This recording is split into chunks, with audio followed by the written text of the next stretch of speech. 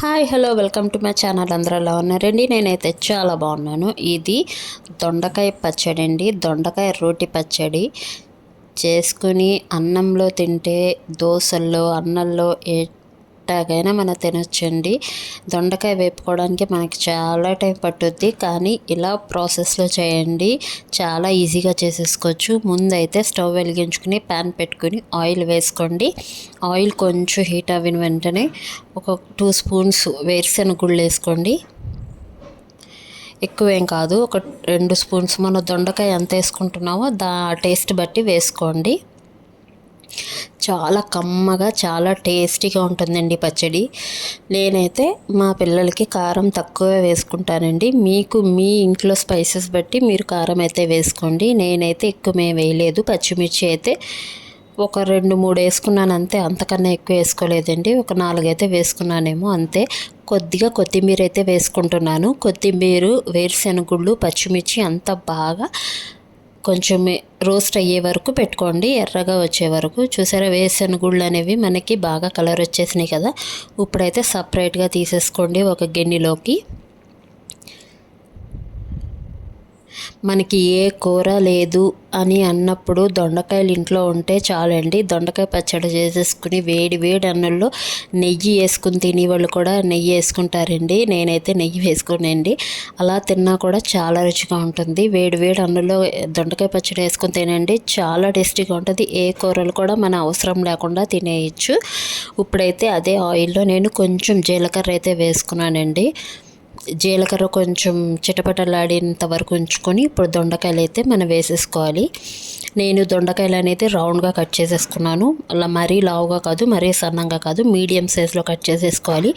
ఇదైతే గమ్మును వేగిపోద్దండి. మామూలు ఫ్రై అయితే మనకి టైం పట్టుద్ది కదా, ఇది మగ్గడానికే మనకి, అందుకే గమ్మునే మనకి త్వరగా మగ్గిపోద్ది.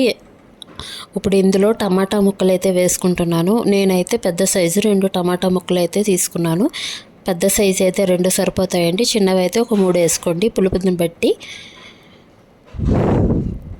ఇది కూడా చిన్న చిన్న ముక్కలుగా చేసేసుకొని మనం టమాటా కూడా వేసేసుకున్న తర్వాత బాగా కలుపుకోండి ఒకసారి.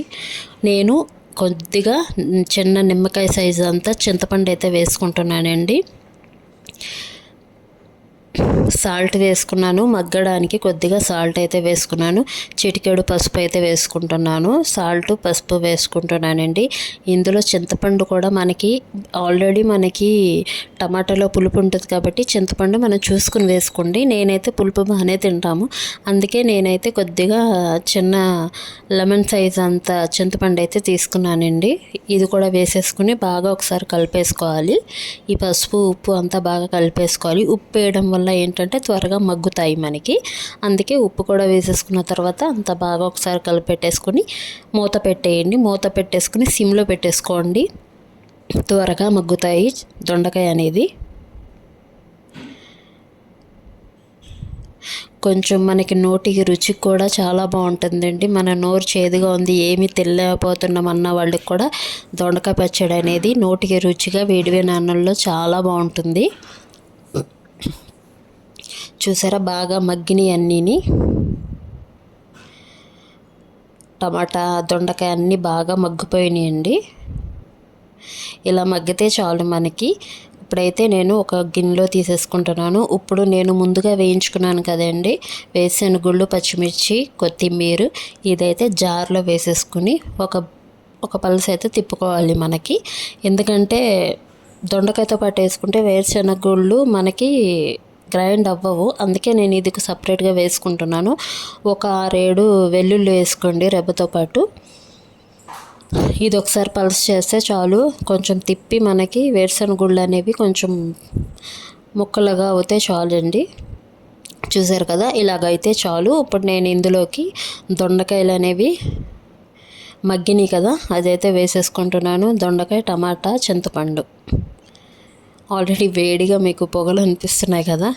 ఇదంతా వేసేసుకున్న తర్వాత కొంచెం చల్లగా అవ్విన తర్వాత మనం మిక్సీ చేసేసుకోవాలి. మళ్ళీ దీంట్లో కొద్దిగా మన సాల్ట్ చూసుకోండి. నేను ముందు సాల్ట్ వేసాను కాబట్టి నాకు ఇంకా కొంచెం పడుతుంది. నేను ఆల్రెడీ కొద్దిగా వేసాను కాబట్టి చూసుకుని వేసుకోవాలండి ఇక్కడ సాల్ట్. నాకు కొద్దిగా మళ్ళీ అనిపిస్తుంది. ముందైతే నేను కొద్దిగా వేసుకుంటున్నాను, తర్వాత మిక్సీ చేసిన తర్వాత మళ్ళీ టేస్ట్ చూసుకుని వేసుకోవచ్చు.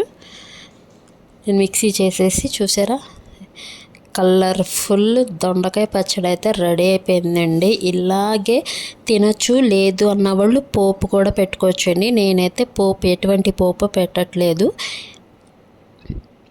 మన పిల్లలు దొండకాయ తినడమే చాలా ఇది, అలాంటిది ఇందులో మళ్ళీ పోపు పప్పు ఇవి వచ్చినాయి అంటే తినరు. అందుకే నేనైతే పోపు వేయకుండానే సింపుల్గా ఇలా వదిలేస్తున్నానండి. మీరు ట్రై చేయండి, ఈ ప్రాసెస్లో ట్రై చేసి మీరు తిని ఎలా ఉంది అనేది నా కమెంట్ సెక్షన్లో కమెంట్ చేయండి. ఈ వీడియో కనుక మీకు నచ్చితే ఒక లైక్ ఇచ్చేసేయండి, షేర్ చేయండి, సబ్స్క్రైబ్ చేసుకోండి, పక్కనే ఉన్న బెల్ ఐకాన్ అయితే క్లిక్ చేసేయండి. అలా క్లిక్ చేయడం వల్ల నేను ఎప్పుడైతే వీడియోస్ పెడతానో ఆ నోటిఫికేషన్ మీ వరకు వస్తుంది. ఇప్పటి వరకు నా ఛానల్ని ఆదరిస్తున్న వాళ్ళందరికీ థ్యాంక్ యూ సో మచ్. ఇంకా ముందు కూడా వీడియోస్ పెడతానండి, మీరు నాకు సపోర్ట్ చేయండి. చూసారా, దొండకాయ పచ్చడి అయితే రెడీ అయిపోయింది. ఎలా ఉందనేది ఒక చిన్న కమెంట్ సెక్షన్లో లైక్ ఇచ్చేసేయండి. లాస్ట్ వరకు చూసిన వాళ్ళకి థ్యాంక్ యూ సో మచ్. చాలా కమ్మగా ఉంటుంది పచ్చడి అనేది, కంపల్సరీ ట్రై చేయండి. ఓకేనా, లాస్ట్ వరకు చూసిన వాళ్ళకి అందరికీ థ్యాంక్ యూ సో మచ్.